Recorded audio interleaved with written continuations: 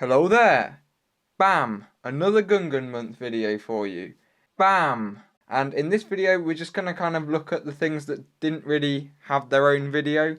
So the small bits of trivia, the small facts, a lot of stuff behind the scenes of the films that we see the Gungans in, primarily episode 1.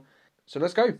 When the concept art for Jar Jar Binks was being created, artist Terrell Whitlock knew that he had to be a comedic character with a lot of personality. His legs and body were gangly from the start, but what his face and neck would look like was still up for debate. The Gungan took a year and a half to get just right, and the first iterations had him closely resembling a duck. When he was made to look more friendly, his look took on a droopy-looking dog. Finally, after a debate about his colouring, because he was green at this point in development and few underwater creatures are actually green, and more changes to his nose and mouth had been made, the designers settled on the orange-hued familiar face we all know and some of us love. Jar Jar was also one of the first characters to be developed for the Phantom Menace.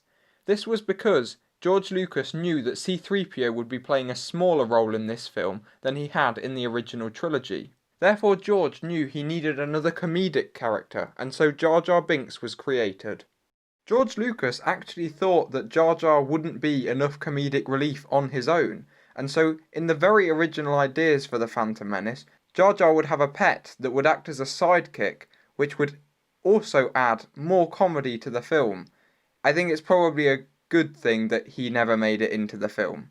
Remaining on the theme of Jar Jar Binks, because of the negative response to Jar Jar in The Phantom Menace, George Lucas jokingly titled the first draft for Episode 2 of Star Wars, Jar Jar's Great Adventure.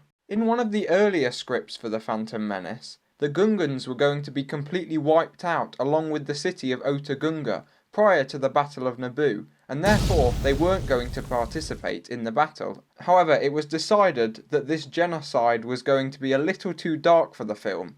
They were going to save that for episode 3, and therefore the story was adjusted. According to George Lucas, the name Gungan comes from the name his son gave to tractors and trucks. And finally, onto probably the worst kept secret in the whole of Star Wars. Jar Jar Binks is a secret Sith Lord. A Sith Lord?